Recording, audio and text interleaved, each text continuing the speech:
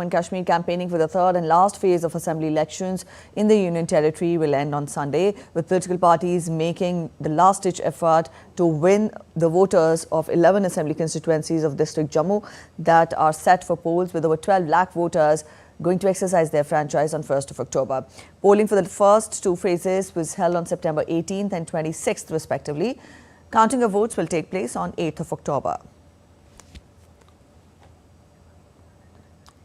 All right, our correspondent Dibendu Mondal joins us from Srinagar, Jammu and Kashmir. Dibendu, good morning. The third phase, the final phase of polling will be held on October 1st. Get us more as to what is it that makes this last phase different from the previous two phases.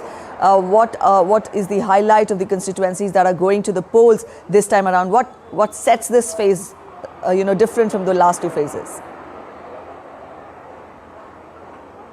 Well, good morning, Preeti. That's right. The last phase of election in a three-phase election which is underway in Jammu and Kashmir is going to conclude on the 1st of October.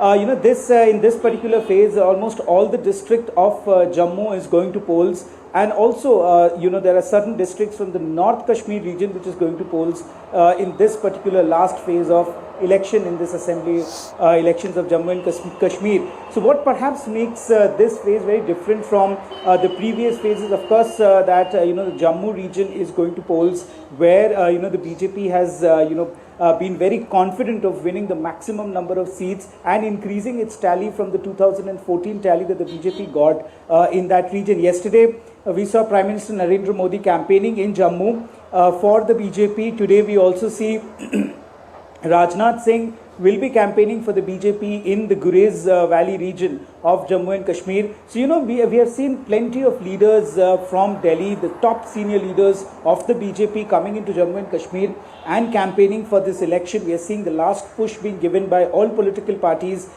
here in the Jammu Kashmir region for for garnering the votes of the voters or the electorates here in Jammu and Kashmir.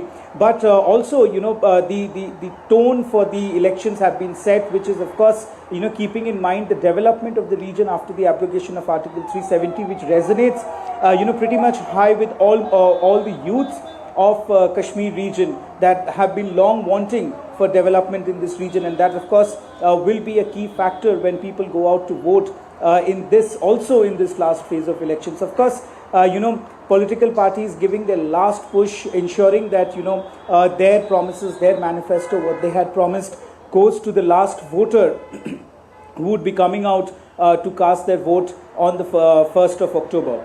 Preeti.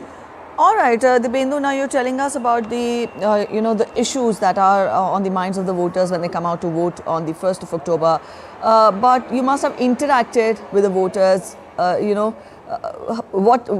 do you judge the nerve of the people there? What is it that they are looking forward to? Because general elections are different from state elections. The issues in state elections and general elections are different. So when we talk of elections being held for the first time after abrogation of Article 370 in Jammu and Kashmir, how important is it, and what is it that people are exactly looking for when they come out to vote?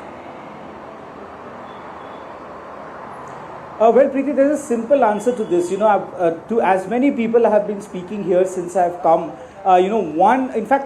Two very pertinent issues, that is development and employment. These are two of the major issues that people of Jammu and Kashmir have been talking about.